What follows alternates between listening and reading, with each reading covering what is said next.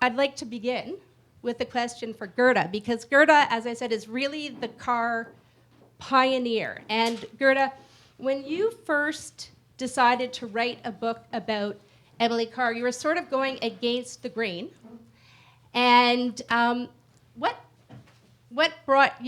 made you interested in Emily Carr, and why was your work controversial when you published it?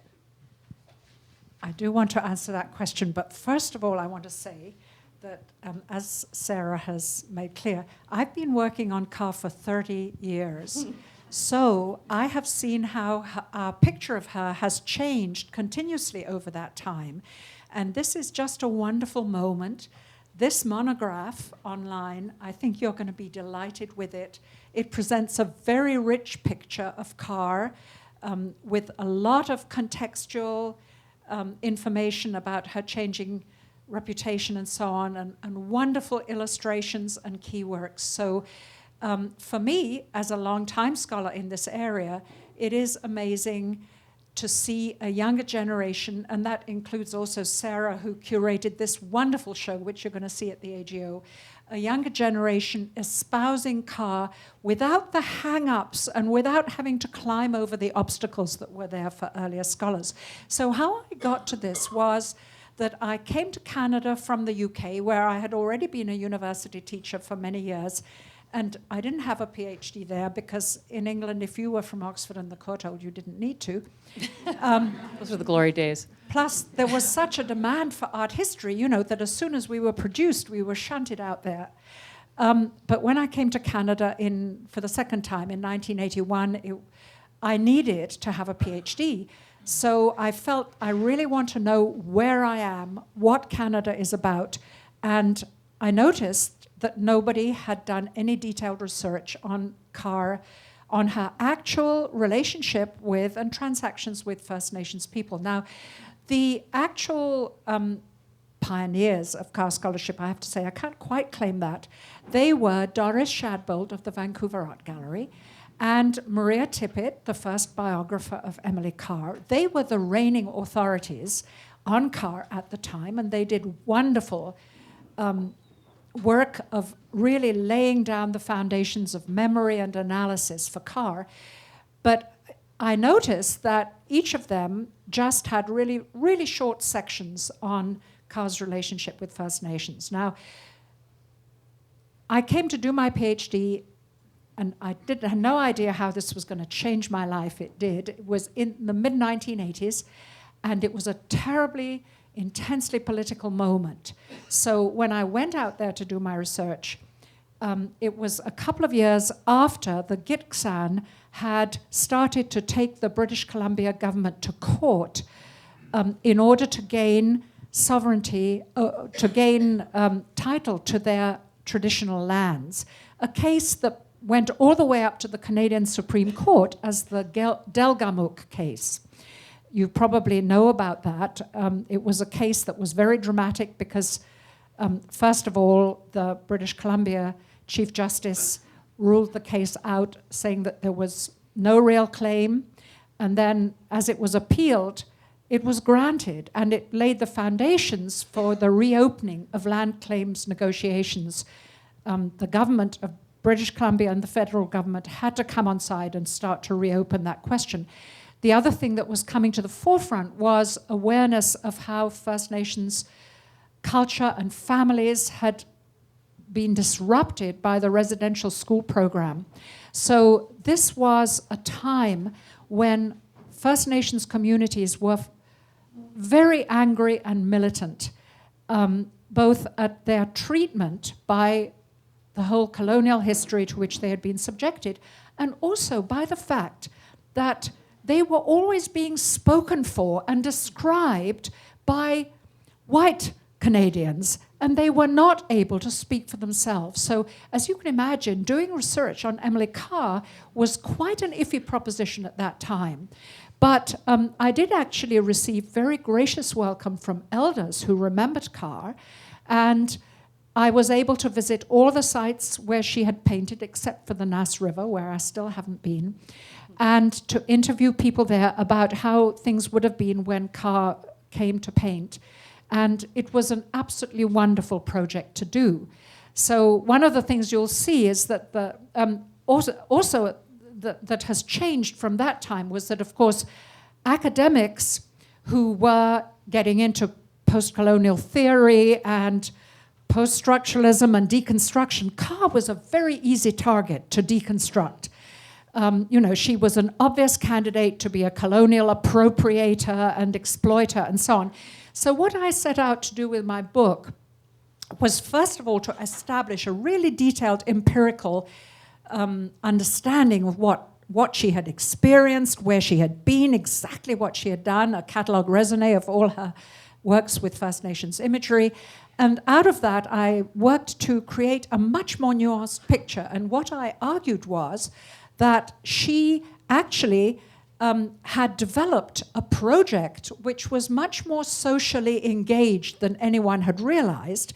She saw herself as a champion of First Nations, what in her words, of their honor against the kind of picture of them that missionaries and the press and other people were painting. So Carr saw herself as a kind of spokesperson. Now, of course, from a 1980s and contemporary point of view, we realize how little she really could have understood of their traditional cultures and of their contemporary sufferings.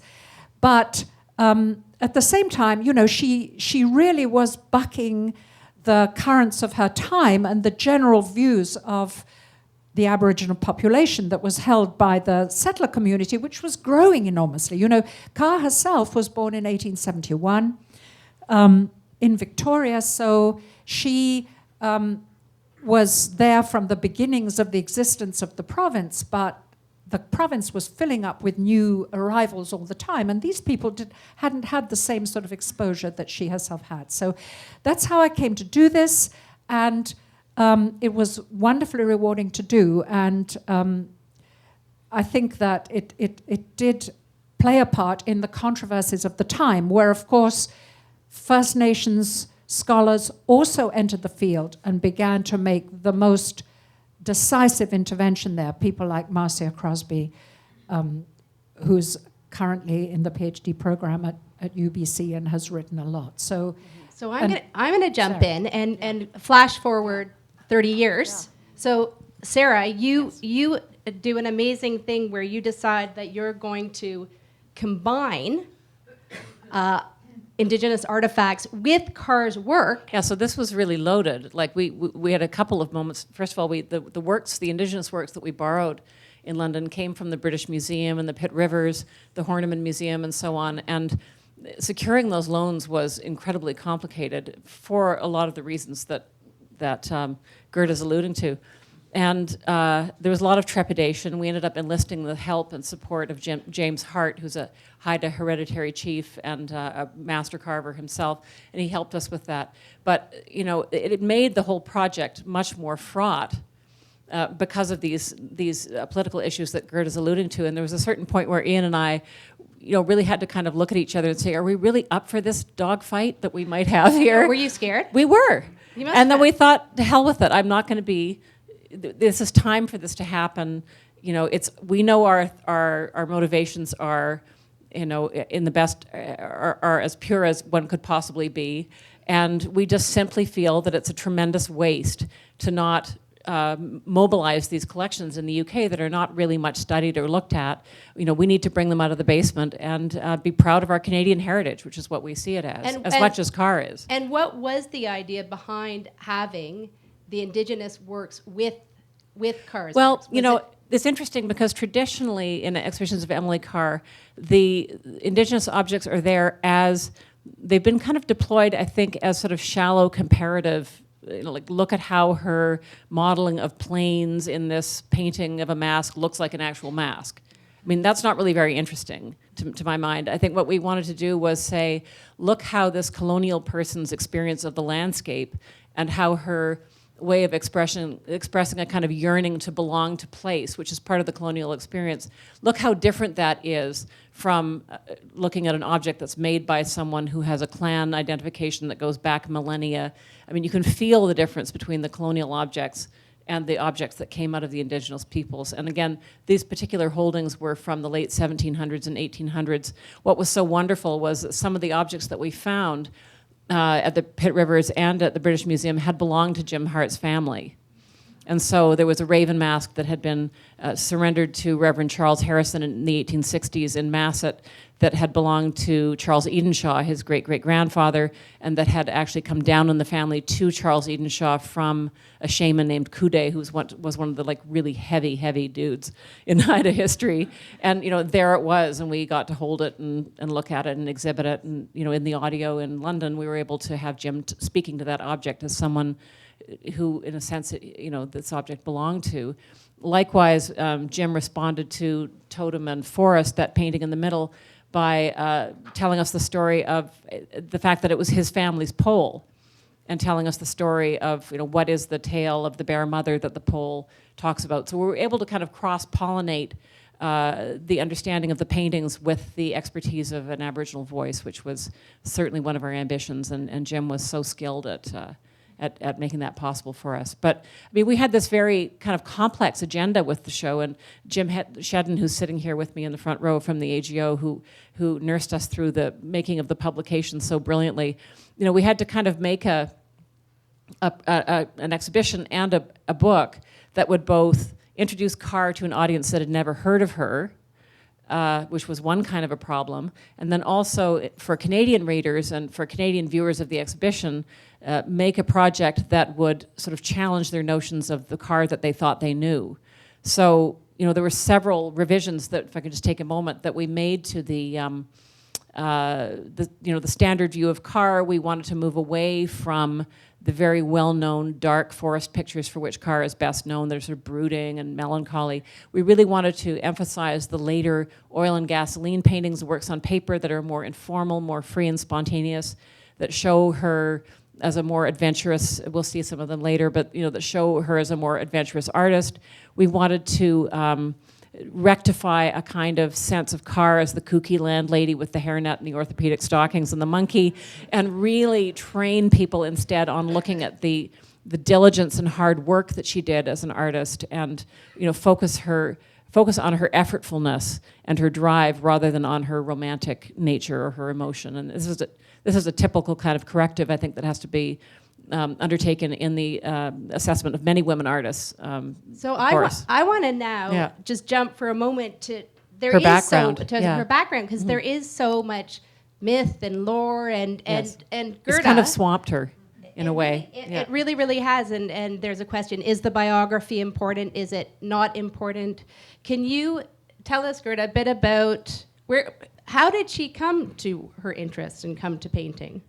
Well, we have to realize that she was older than the group of seven, right? And one of the things that's so remarkable about her, because she became a modernist, as they did, is the way in which she managed to go beyond and transcend her background. So she belonged to an early settler family, a successful, prosperous early settler family at the time of the foundation of Victoria.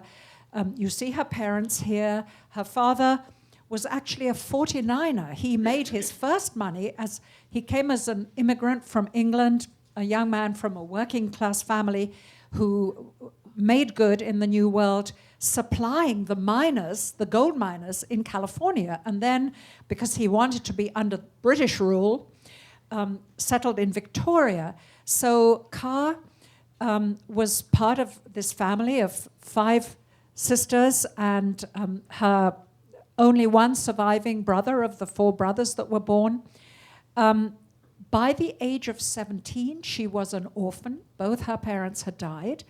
And she was the youngest and very rebellious member of this remaining clan of sisters. Her sisters were columns of respectability. One of them was one of the founders of the YWCA in Victoria. Another one was training to be a missionary and so on. And Carr was very much the rebel in the family. She collected animals to the dismay of her clean and prim and proper sisters. And her father, but she inherited a lot from her father, his kind of nonconformist views, his very great interest in natural history, his sympathy for native peoples in the colonies and so on. And so when she managed to get permission to go and be an art student in San Francisco, because there was no art school in Victoria, she conceived the ambition to become a really ambitious professional artist. So, this brings us to the question of her relationship to gender. As a woman artist, she rejected offers of marriage because she knew she couldn't be a serious artist and get married. She always lived in really a distressing poverty because after her parents died, the 5 girls went through the family endowment, and Carr they all had to earn their own living, except for the eldest daughter. And because Carr became a modernist, her work was not accepted. It didn't sell in Victoria. So she had to make do in the most distressing ways. So you see that in this self-portrait. You see something of her image of herself. She's very severe. She's very hardworking. She is very self-critical and critical and self-aware. She was always shabbily dressed in clothes that she made herself. And with all these factors, you can imagine that she felt very unfeminine. Plus, in her artwork, she went into realms that women were not supposed to. Women were expected to paint pretty pictures of flowers, images of mothers and children, sweet images of mothers and children, domestic scenes, and so on. Griselda Pollock, the feminist art historian, has written about this wonderfully in a groundbreaking article that sort of opened the doors of feminist scholarship back in the early 1980s about how the women of Impressionism could only go into certain kinds of spaces. When the men went into brothels and bars and nightclubs and to the races, the women couldn't go there. So really, women's art domain was gendered. And the thing with Carr is that she went to those places where the men were going, right? She went to the frontier settlements, logging, fishing, canneries, etc., to get to these native villages where single women weren't meant to be rattling around. So I see Sarah's moving me on. So, but I do want to turn to something that I know Sarah knows quite a bit about, and that is a very pivotal moment in Carr's life in 1907 where she goes to Alaska. And I love this image because it shows such a sense of humor that Carr has. And well, it's quite a provocative image on several levels. I mean, I think one must concede that there is some sort of phallic reference being made here to this in this totem pole. But Carr goes up with her sister Alice, who often traveled with her, up the coast on a steamer ship, I suppose it would have been, to Alaska, and stopping at Alert Bay and Skagway along the way up to Sitka. And you can also see evidence here of her frightful spelling, which is really, she was really borderline illiterate. It's quite amazing that she ended up being such an important writer. Dyslexic, yes. But she had not really, she had traveled to Ucluelet before when she was a younger woman, and she had, of course, been in contact with Indigenous people fairly consistently growing up in Victoria, where the Songhees people were very much a regular part of daily life, and canoes were often to be seen pulled up around the beaches. And in fact, Carr, her earliest watercolors that we have that were given by the Kerner family to the Museum of Anthropology show her very early interest in those canoes. But when she went to Alaska, she wrote this book called Sister and I in Alaska, which David Silcox was clever enough to find in a Montreal basement 2 years ago, thank God. It had been sort of given up for lost. And she documents for her sister in this, what she called a funny book, her travels with the other fellow tourists. And here you can see in this slide down the end, you see someone sort of squinting down the end with a funny hat jammed on their head. That is Carr's typically ruthless self-characterization. She was often very sharply satirical about her own appearance in her cartoons of herself, and sometimes painfully so.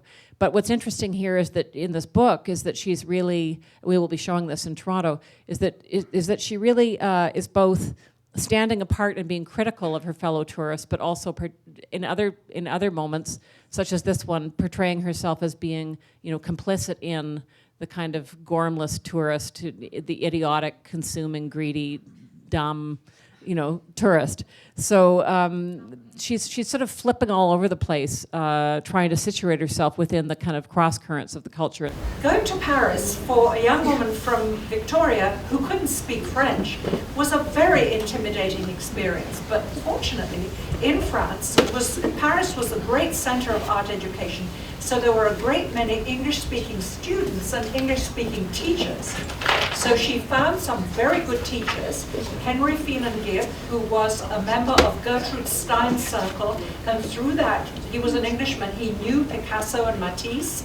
And Francis Hodgkins, a New Zealander who was a great admirer of Gauguin, and the Scottish colorist, leader of the colorist movement, James Duncan Ferguson. And through these teachers, she was able to go and sketch outside in the countryside, in Brittany, where there were a lot of artist colonies. Artists went there during the summer to get away from Paris. And this was important to Carr because she disliked or didn't feel at home in cities. And so there she learned a very bold, a la prima kind of painting, fresh outdoor painting, and the use of spectral colors to translate the impact of sunlight, so all the colors of the spectrum. And so and also most important, Henry Phelan Gibb confirmed for her that First Nations culture had a very remarkable art form. This was the beginnings in Europe of the primitivist movement, where people like Gauguin led the way.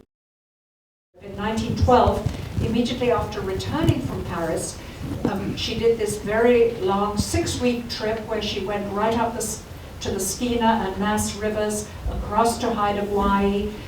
She hadn't been as far north as that before. This is, the right-hand image is a painting of Tanu in Haida Gwaii. It was one of the villages that had to be abandoned because of the impact of smallpox and TB, which had so decimated the native population that all the different villages were depopulated and the population just concentrated in 2 villages. So Haida guides took her there, and she was able to learn from them the stories of their totem poles and their history, and painted these images where she gives you this extraordinary sense of the weather, the mood of these places that were now no longer fully inhabited, and the sense of these totem poles facing the elements and being symbols of pride for the people. But Gerta, am I right in understanding that although she does this remarkable transformation in her style, although she creates this incredible body of work, she comes back to Vancouver, she has a large show, and basically it tanks. That's right. Well, this was the tragedy for Carr. She was very ambitious. She took this very seriously. She wrote a lecture on totems in order to explain native art to people in Vancouver, where she was living and working at the time. And she held the biggest single artist exhibition anyone had ever held in Vancouver in 1913 to show this work documenting the villages and totem poles of the Northwest Coast. And a number of factors led to her failure. She did offer the work to a new museum that was being built in Victoria in connection with the new Parliament buildings that were going up. But unfortunately, it was 1913, 1914, the beginning of the First World War, the British Columbia economy tanked. The anthropologist that was consulting with the museum there felt that her works were too feverishly colored to be truthful to the locations. So that was the element of conservatism. But also, funds for the museum collapsed. So Carr was unfortunate in that particular historical moment. And of course, that was followed by this awful situation for her that she had built an apartment house where she was hoping just to rent out 2 apartments and then live upstairs herself. And because of this terrible economic slump, she had to turn it into a rooming house, which was very infradig. She had to be a landlady for a lot of complaining tenants, and she couldn't support herself as an artist. So, this was a terrible period where her career as a serious artist seemed to have collapsed. And then something really quite remarkable happens in 1927, and that is that Carr develops a friendship with the group of seven, particularly Lauren Harris, is that right? Yes. And all of a sudden, how old is she? She's what age? 56, which is a very good age. And so she Really good age. She had been a landlady for almost 15 years. 15 years, Yeah. and then all of a sudden, And she's part sometimes- of this show. Yeah, I mean, and sometimes so impoverished that she was living in a tent in the garden so she could rent out more rooms. I mean, this is real bone-crushing poverty at times that she was dealing with.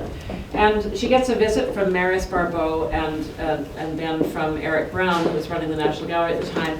They were putting together this show, Canadian West Coast Art, Native and Modern, which was held at the National Gallery in Ottawa, and then came on to the Art Gallery of Ontario and went to Montreal as well. And she ended up being, even though she was one of the last people to be discovered for that show, and here's a picture of it here, she ended up being the artist most represented in the show. I can't remember, Gerta probably knows at the tip of her fingers how many paintings were in the show, but it was in the 20s or 30s of canvases? About 30. Yeah. And of course it changed everything. I mean, she had suddenly the attention of not only Eric Brown, but also the group of seven who she met, and as you mentioned, Lauren Harris was very important affirmation of her as an artist. She'd never really had an artistic circle of support. Suddenly he was saying, "You're one of us."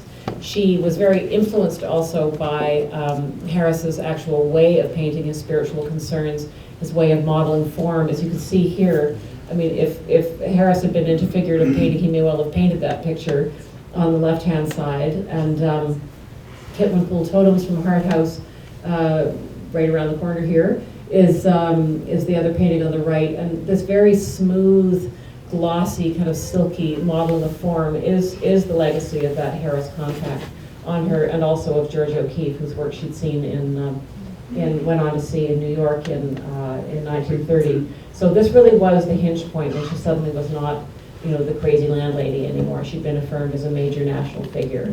And it was the shot in the arm that she needed. I mean, she'd really kind of given up on the professional art career. And when after she'd been to the show and had these experiences, she kind of, really dug the spurs in on herself. She went back up the coast to make new paintings of the sort that I just showed you there, and the ones that you're going to see now. And then it was Harris who very much encouraged O'Keefe to go to New York. Or Carr to go to Excuse me. Yes. Yeah, pardon me. So Yeah. Harris, who big admirer of George O'Keefe, says to Carr, "Go to New York, go look at what's happening there." And Carr ends up meeting George O'Keefe, and then there was actually a show that was done about Carr, O'Keefe, and Frida Kahlo. And Gerta, these paintings that were executed in the 30s. These ones show, would you agree they show some of the influence that Carr had, that O'Keefe had on Carr? I'm going to be a contrarian here. Please. Actually, it is amazing that these two women met. And suddenly, being in New York, meeting Georgia O'Keeffe at the Stieglitz Gallery, an American place, and seeing an O'Keeffe show there, and seeing other art in New York, meeting Kathleen Dreyer, Marcel Duchamp's partner in the Société Anonyme, seeing works by Marcel Duchamp, Roerich, and others. This was very important to her because it really encouraged her to know she was part of something that was worldwide and really important. Where I want to be a contrarian is to say that we shouldn't exaggerate the influence, because actually, if you look at something like Indian Church, which I don't think we're looking at today, but you will see it in the monograph and in the show, she had already, and the vertical format of her totem pole paintings, she had already developed formats of this kind, and the sort of smooth modeling that Sarah mentioned was partly indebted to Lauren Harris and partly to Mark Toby. She already had that under her belt. So seeing Georgia O'Keeffe, we find some slight echoes, particularly in that very phallic tree on the left. But basically, the contacts with New York were momentary.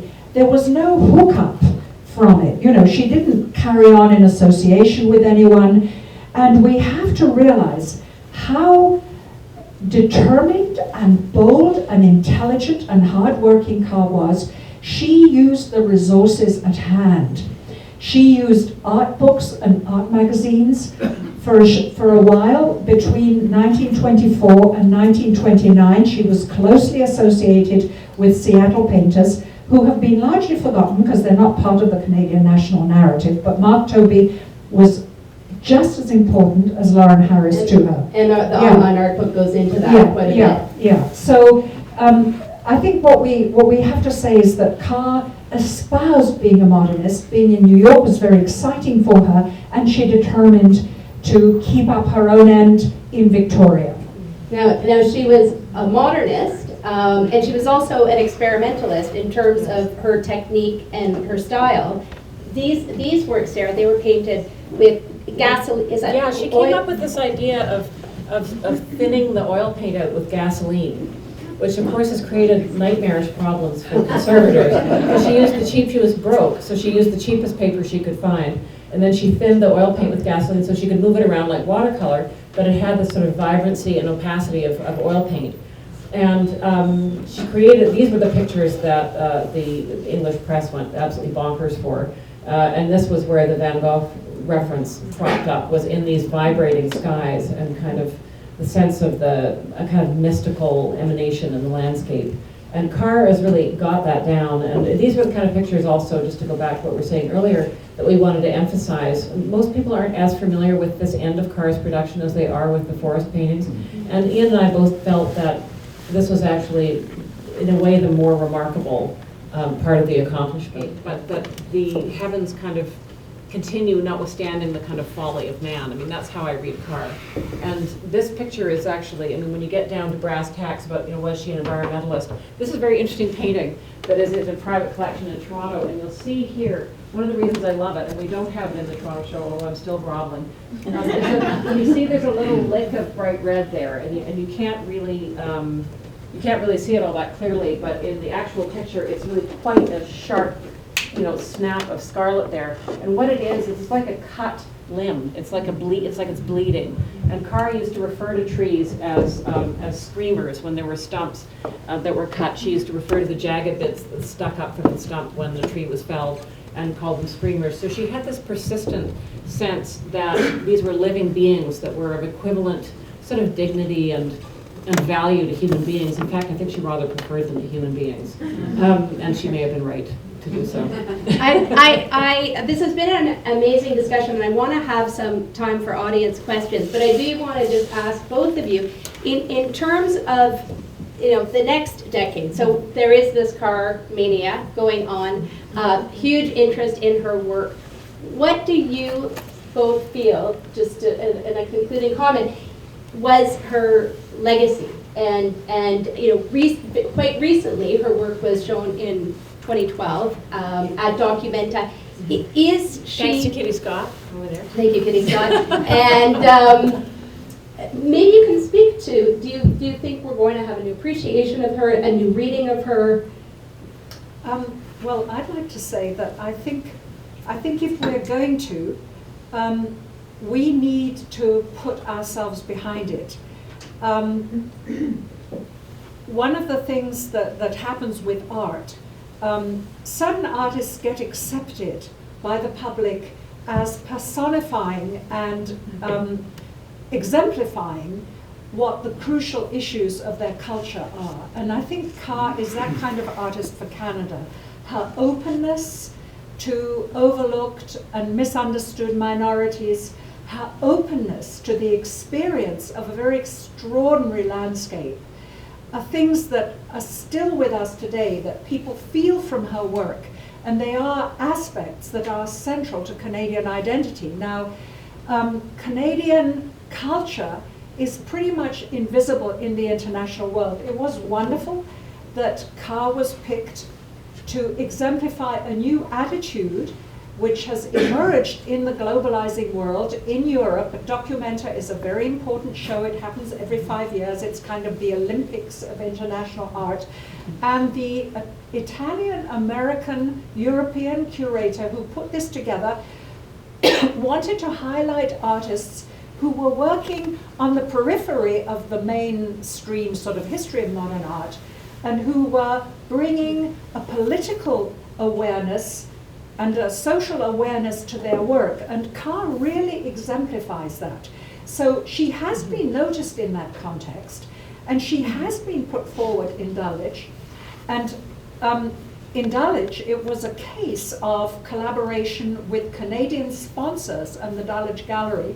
So Carr is someone who appeals both to the 1% of our society, the corporations, the corporate donors who can be major supporters of our art, and also to the remaining 99%.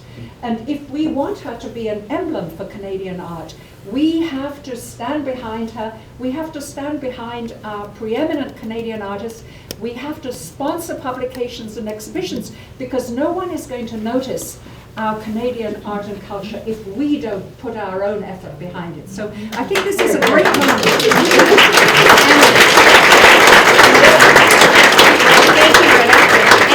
And just quickly, if you can just touch on Sarah, also Carr has been an influence, I believe, to other contemporary Canadian artists. I think that the foresight that she had about, understanding that the deep history of the country that comes before the settlers showed up. I mean, she just had a really rather unique ability to really truly understand and internalize that reality, and in fact make that the explicit subject of her work for the lion's share of her career.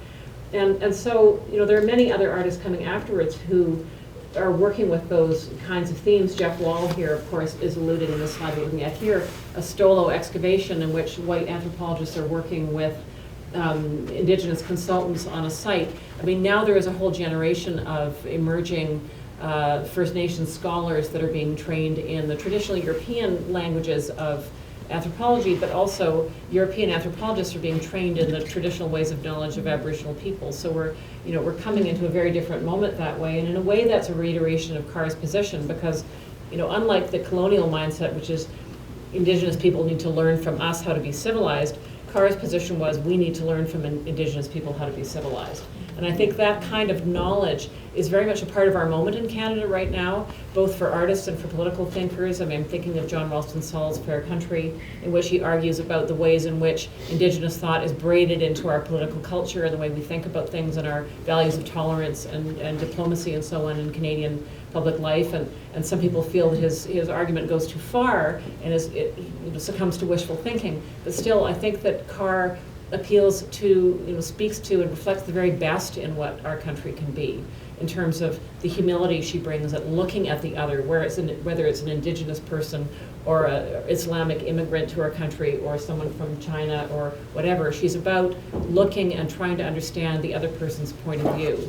And I remember Susan Cohen, Matthew Teitelbaum's wife, telling me one night that she feels that empathy is the highest form of intelligence, that it's those people that have the capacity to kind of unscrew their own point of view and move it over there and regard their own position, often a privilege, from the vantage point of another person, that is the supreme intellectual facility. And I must say I agree with that, and I think that Carr exemplifies that, and I think it's the very best of what we can hope to be as Canadians. So now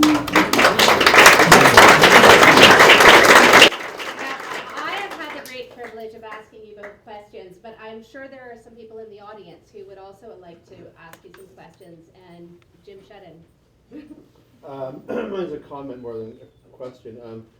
We should note one online precursor, which is the Vancouver Art Gallery's online database of Emily Carr works in public collections. So we absolutely depended on it in making our book, and it's really it was really the best example of those projects from the Virtual Museum of Canada.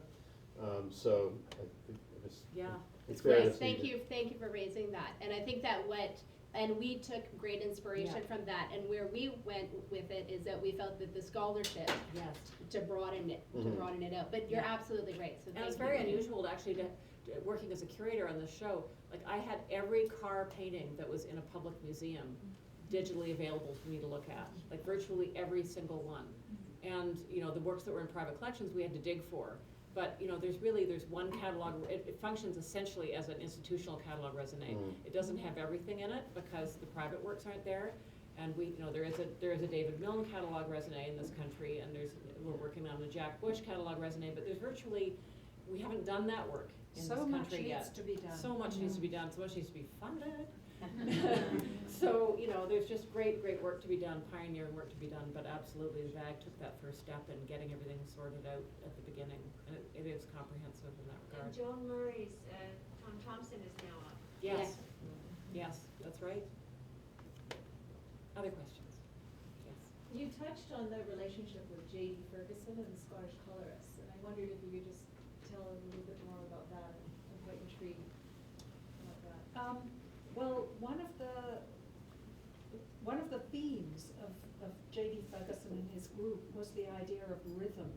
And I think that was very important to Carr. She only gradually over her career managed to develop that, but her late works, those freely painted works, where she brings the handling of the painting to the level of music, and where, we didn't have time to touch on that, but it's very well dealt with in the online monograph, that she will have particular directions in one area and other directions, and it becomes quite polyphonic in that the movement within the painting in one area responds to another area and so on. So I think that it was like a kind of slow fuse in her, that the various people she studied with. J.D. Ferguson was a wonderful colorist and certainly would have helped her in that respect. She didn't actually study with him for very long because he was teaching at a school called the Atelier Blanche. She was there quite briefly before she became ill and went away, but certainly one can find traces of his style in those early works. Yeah. Yeah.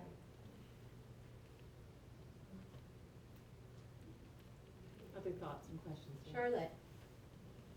What would Emily Carr herself thought of this discussion tonight?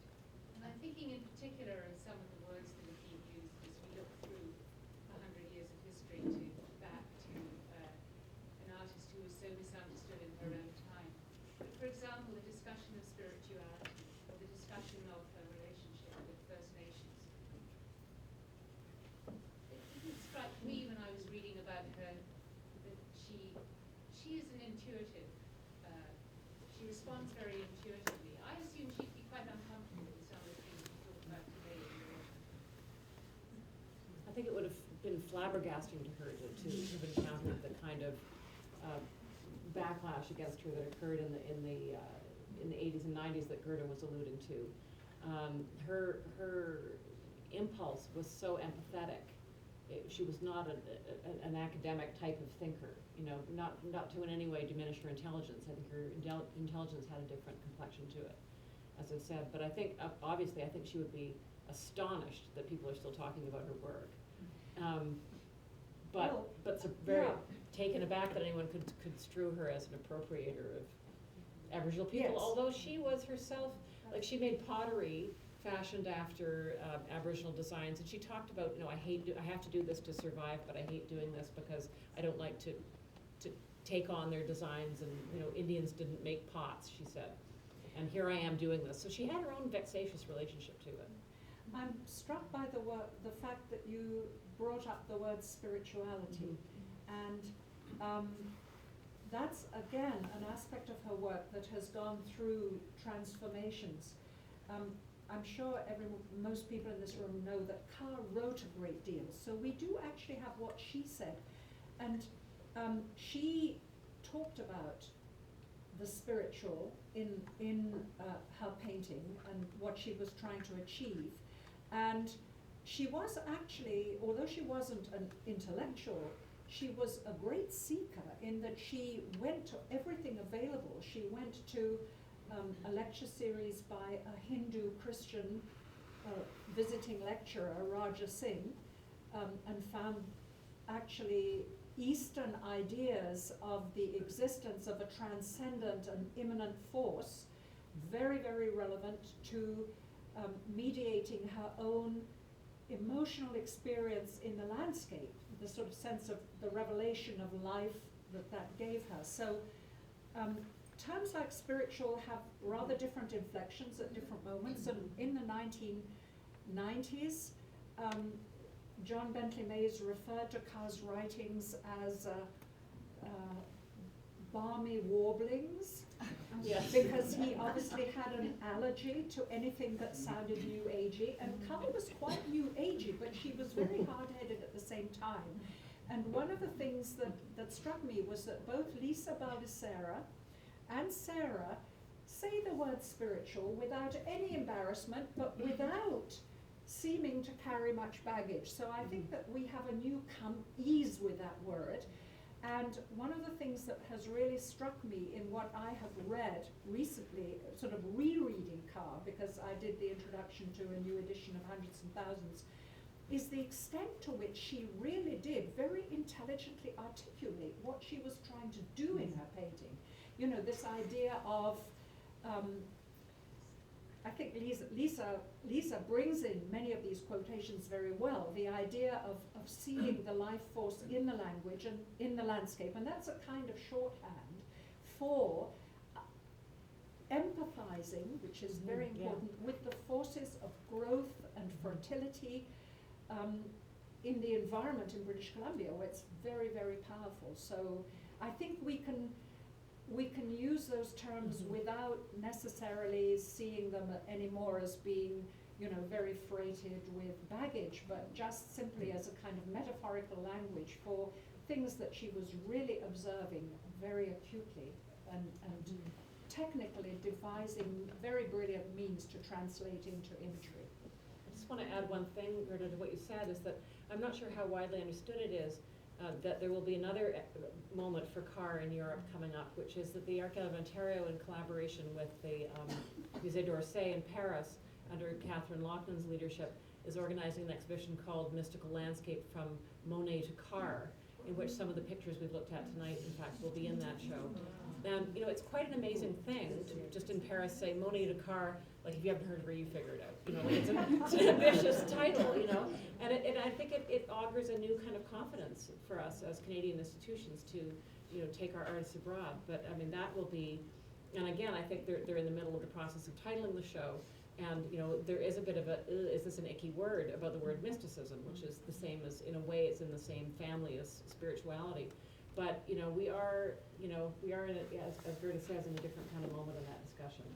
It'll be a great show. And that's a great moment to conclude, because when that show opens in Paris, what Parisians will be doing is they will be Googling Emily Carr, and what will come up first will be in the And if you can imagine, once upon a time, that such a thing wouldn't happen. Yes. But really, that is when I first talked to Michael O'Dane about being the title sponsor for this lecture, right away, that's what he said. He said, my goal is to make Carr as widely known around the world. And he said, you know, between Sarah Milroy and Gerta Moray and the Art Canada Institute and his museum in Whistler, this is going to happen.